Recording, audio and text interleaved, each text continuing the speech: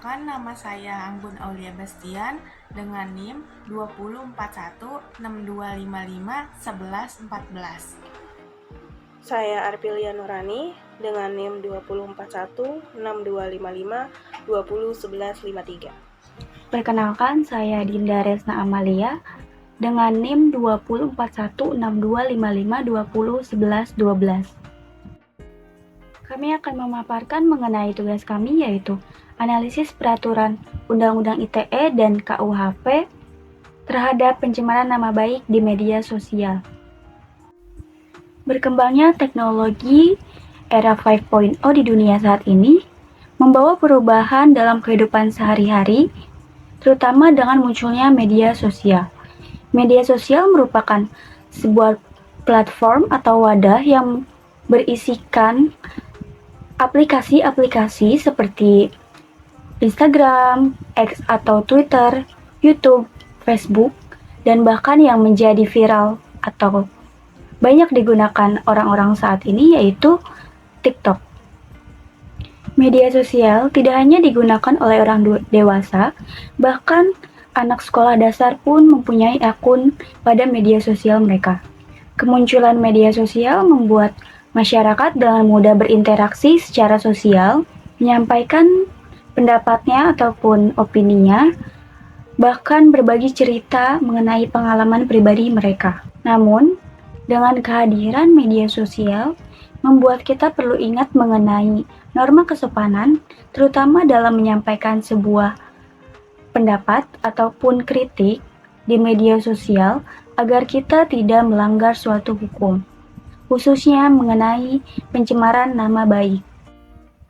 Pencemaran nama baik merupakan salah satu tindak kejahatan yang banyak terjadi belakangan ini di Indonesia, terutama dengan penggunaan media sosial. Kasus ini terjadi karena tidak terkontrolnya lisan ataupun jari mereka dalam berkomentar ataupun menyampaikan suatu pendapat, bahkan mengunggah sesuatu di media sosial. Pencemaran nama baik dapat terjadi dengan sengaja ataupun tidak sengaja. Tindakan mengenai pencemaran nama baik banyak macamnya, terutama di media sosial, yaitu seperti menyebarkan sebuah fitnah atau rumor palsu, penghinaan, menyampaikan sebuah komentar yang bersifat merendahkan, dan masih banyak lagi dengan tujuan merusak reputasi atau nama baik seseorang. Selanjutnya, menurut Pusat Informasi Kriminal Nasional Bareskrim Polri di tahun 2022, terdapat peningkatan jumlah kasus mengenai tindak pencemaran nama baik, yaitu sekitar 37% dibandingkan tahun sebelumnya, di mana di tahun 2021 terdapat 118 kasus, dan meningkat kemudian di tahun 2022 menjadi 162 kasus. Maka, untuk tindakan pencemaran nama baik ini diatur di dalam undang-undang, yaitu Undang-Undang Informasi dan Transaksi Elektronik, atau bisa disebut sebagai UU ITE. Kemudian terdapat juga dalam Kitab Undang-Undang Hukum Pidana, atau KUHP. Sehingga berdasarkan permasalahan hukum atau pelanggaran hukum terkait pencemaran nama baik ini perlu dilakukan analisis. Analisis ini dilakukan untuk mengetahui bagaimana penegakan hukum yang ada di Indonesia menangani kasus-kasus pencemaran nama baik di media sosial. Analisis ini sendiri dilakukan berdasarkan Undang-Undang Informasi dan Transaksi Elektronik serta Kitab Undang-Undang Hukum Pidana. Selanjutnya ada metode penelitian. Metode penelitian ini terbagi menjadi dua tahapan. Yang pertama, metode literatur review yang dimana penelitian ini dibuat berdasarkan jurnal-jurnal terkait atau jurnal-jurnal terdahulu yang kemudian dipelajari dan ditarik kesimpulannya. Yang kedua, ada metode yuridis normatif yang dimana penelitian ini mengacu kepada norma hukum yang berlaku di Indonesia, seperti peraturan perundang-undangan mengenai tindak pidana pencemaran nama baik.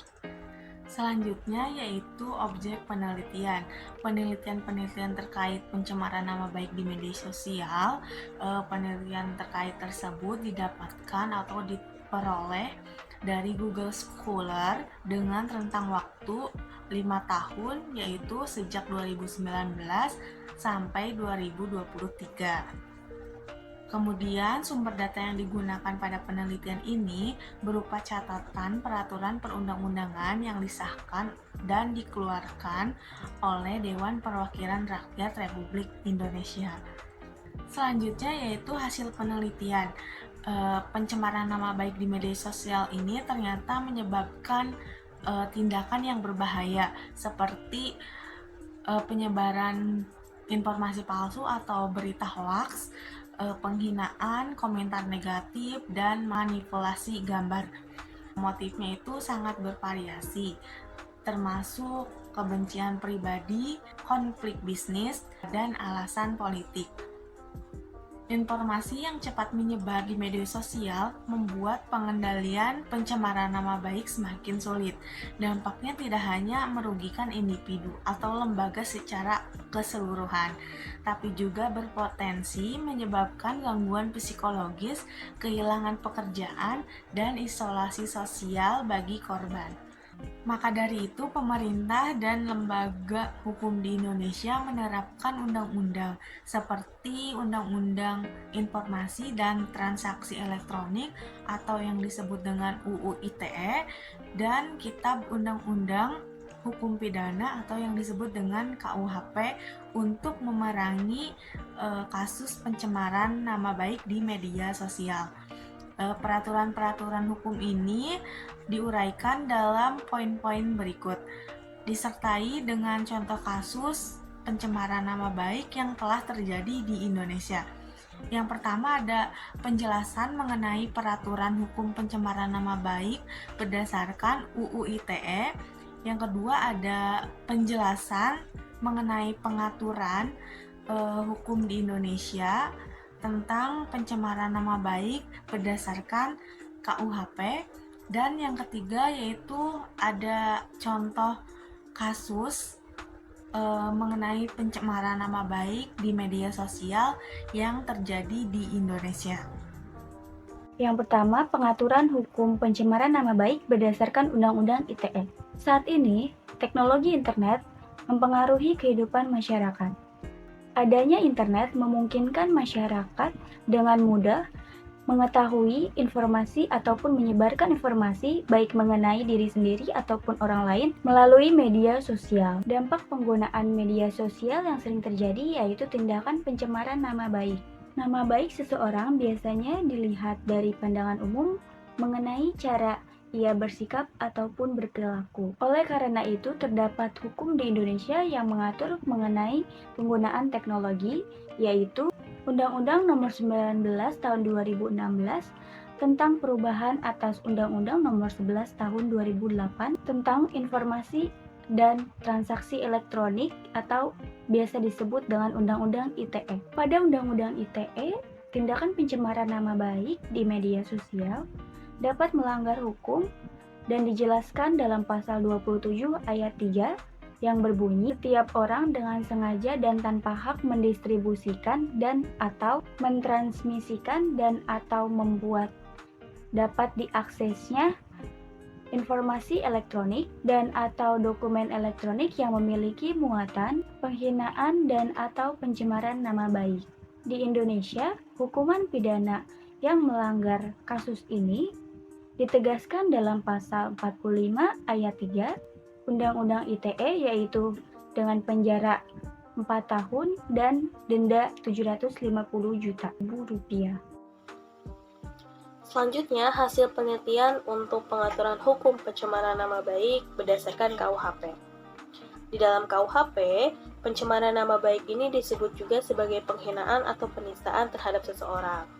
Pasal-pasal yang mengatur mengenai pencemaran nama baik ini diatur pada bab 16 buku kedua KUHP. Di dalamnya dijelaskan bahwa di dalamnya terdiri dari beberapa pasal, yaitu ada pasal 310 ayat 1 dan 2 yang membahas mengenai pencemaran nama baik yang dilakukan secara lisan maupun tulisan. Lalu ada pasal 311 yang membahas mengenai fitnah atau dilakukan dengan cara menyebarkan berita bohong. Selanjutnya ada pasal 315 yang membahas mengenai penghinaan ringan. Dan untuk pencemaran nama baik sendiri dijelaskan secara rinci pada pasal 317 dan pasal 318 yang berisi penghinaan yang bersifat memfitnah dan perbuatan menuduh yang bersifat fitnah. Kemudian, terdapat juga pasal yang membahas mengenai penghinaan terhadap seseorang yang telah meninggal dunia, yaitu pasal 320 sampai 321. Yang ketiga ada contoh kasus pencemaran nama baik di media sosial. Salah satunya yaitu Polres Aceh Timur ungkap pelaku tindak pidana penghinaan dan atau pencemaran nama baik melalui media elektronik. Berdasarkan artikel berita yang diterbitkan oleh Polda Aceh, kasus pencemaran nama baik ini terjadi pada bulan April di Aceh Timur yang melibatkan anggota Polri. Kasus tersebut bermula saat korban yang bernama Dedek Usman Rizal sedang melihat sebuah aplikasi snack video. Korban melihat sebuah unggahan berupa video dari sebuah akun yang bernama KH Gus Tengku Buya Fatani. Video tersebut berisikan sebuah tuduhan yang mengarah kepada korban, di mana narasi tersebut menyebutkan bahwa korban yang menangani kasus narkoba berupa jenis sabu-sabu, kemudian barang bukti tersebut dijual kembali kepada orang lain. Akibat unggahan video tersebut, korban merasa itu tidak benar dan merupakan penghinaan serta pencemaran nama baik. Dari laporan tersebut, Satreskrim Polres Aceh Timur berhasil menangkap pelaku yang memiliki akun pada aplikasi snack video tersebut. Pelaku pemilik akun tersebut berinisial ZU dengan usia 38 tahun. Tersangka mengunggah video tersebut dengan motif bahwa ia menduga korban telah menyebarkan nomor handphone kepada semua orang. Sehingga tersangka mendapatkan banyak teror lantaran ia sering mengkritik Ormas FPI dan Majelis Permusyawaratan Ulama. Atas perbuatannya itu, tersangka kemudian dijerat pasal 27 ayat 3, JOB pasal 45 ayat 3, Undang-Undang Republik Indonesia Nomor 19 Tahun 2016 tentang perubahan atas Undang-Undang Nomor 11 Tahun 2008 dengan pidana penjara paling lama 4 tahun dan denda maksimal sebesar 750 juta rupiah. Maka kesimpulan dari presentasi ini yaitu bahwa pelanggaran hukum terkait pencemaran nama baik ini dapat dilakukan oleh seseorang atau pelaku dengan tujuan untuk menghancurkan reputasi seseorang. Di Indonesia, terdapat peraturan yang mengatur mengenai tindakan pencemaran nama baik ini, yaitu ada Undang-Undang Informasi dan Transaksi Elektronik atau UU ITE dan Kitab Undang-Undang Hukum Pidana atau KUHP. Kedua peraturan ini memberikan dasar hukum yang kuat untuk menindak pencemaran nama baik di media sosial. Kedua peraturan ini juga memberikan sanksi yang dapat dikenakan kepada pelaku atau kelompok individu yang melakukan pelanggaran ini, sehingga memberikan dasar hukum yang jelas bagi lembaga penegak hukum. Sekian presentasi dari kami, kurangnya mohon maaf. Wassalamualaikum warahmatullahi wabarakatuh. Terima kasih.